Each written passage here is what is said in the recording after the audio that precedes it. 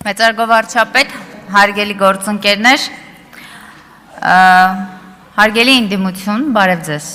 Ուրախ ենք, որ ներկա եք օրվա երկրորդ կեսին, բայց ասեք ինչով եք դուք տարբերվում 8-րդ գումարման ազգային ժողովի ինդիմությունից։ Նեղանալ գնալով, բոյկոտելով, նիստերին չմասնակցելով։ Ես մեծ հույս ունեի, որ այսօր կխոսայի այն մասին, թե ինչպիսի մեծ բոլոր խմբակցությունների հետ մեծ բովանդակային քննարկում ենք ունեցել կառավարության ծրագրի շուրջ, բայց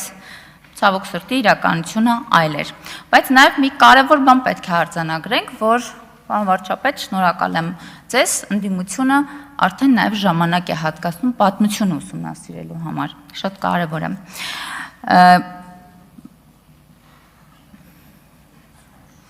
Այստեղ նաև պետք է խոսեմ, որ տարօրինակ ընդվզում եք, հենց խոսք է գնում Կտրիչ Ներսիսյանի մասին, այս մարդիկ առանց փաստարկներ ներկայացնելու կամ խորանալու անմիջապես նեղվում և պաշտպանվում են։ Եթե ես հիմա այդ անունը չհնչեցնեմ, ասեմ, որ նա ինչ որակում էլ, որ այստեղ հնչեցվեց, այո, ինչպես պարոն Ռուբինյանը նշեց, որ նա ավելի բարոյական է, քան այդ կերպար, դուք որևէ ըմբոստություն չեք ցույց տա այստեղ։ Այսինքն ձեր համար անունը հնչեցնելը այդքան կարևոր է։ Ամեն դեպքում շարունակեմ, բայց եկեք ամեն ինչ իր անունով կոչենք, էլի։ Մեղավորի հետևից գիտակցված գնացողները դուք նույնպես մեղավոր եք։ Դուք ըստ էության, որպես քաղաքական գործընկեր Կտրիչ Ներսիսյանին, կիսում եք իր մեղքերը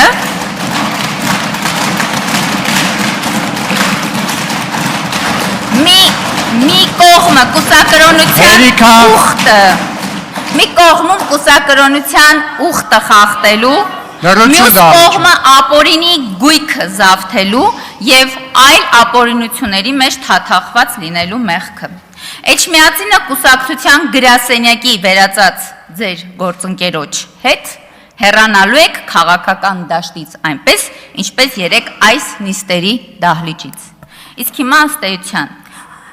քանի որ մեր պատասխանատվությունը հանրության ոչ թե դատարկ աթոռների հետ կամ առջև խոսելն է, եկեք խոսենք թվերով, փաստերով և ծրագրի մասին։ Այս փաստաթուղթը իրական Հայաստանի անվտանգության ինքնիշխանության զարգացման քաղաքական հայտ է։ Սա մեր երկրի ինքնիշխանության ամրապնդման ճանապարհային քարտեզն է, որտեղ ամեն մի ծրագիր հաշվարկված է պետության երկարաժամկետ անվտանգության համար։ Մեզ համար ինքնիշխանությունը դատարկ լոզունգ չէ, այլ կոնկրետ չափելի արդյունք։ Տնտեսական անկախություն։ Առաջիկա 5 տարում տարեկան 6% աճով և 125,000 նոր որակյալ աշխատատեղով։ Էներգետիկ դիմակայունություն, վերականգնվող էներգետիկայի զարգացմամբ ու նոր ատոմակայանի կառուցման նախագծով։ Երբ խոսում ենք ինքնիշխանության մասին, առաջին հերթին նկատի ունենք էներգետիկ անկախություն։ Այս ծրագրով մենք դնում ենք Հայաստանի էներգետիկ համակարգի ամբողջական վերափոխման հիմքը։ Գործարկվելու է 1000 մեգավատ ֆոտովոլտային արևային կայաններ և 800 մեգավատ կուտակիչ էլեկտրակայաններ, որոնք էապես ավելացնելու են մեր ինքնաբավությունը։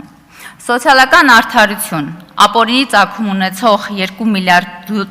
գույքի վերադարձով պետությանն ու համայնքներին։ Այս ծրագրի առանցքում Հայաստանի Հանրապետության քաղաքացին է,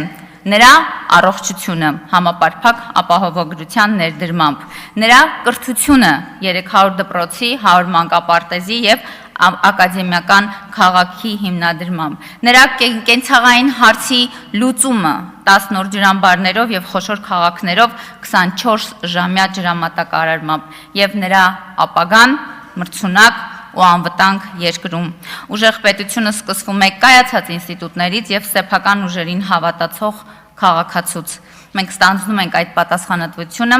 այս տեսլականը լիարժեք կյանքի կոչելու համար։ Բնականաբար հենց այս տեսլականով, այս ծրագրով գնացել ենք ընտրությունների, ստացել ենք մեր քաղաքացիների վստահության քվեն ու մանդատը։ Հետևաբար մենք լիարժեք աջակցում ենք կառավարության ծրագրին և կողմ ենք քվեարկելու դրան։ Կեցցե Հայաստանի Հանրապետությունը։ Հարգելի գործ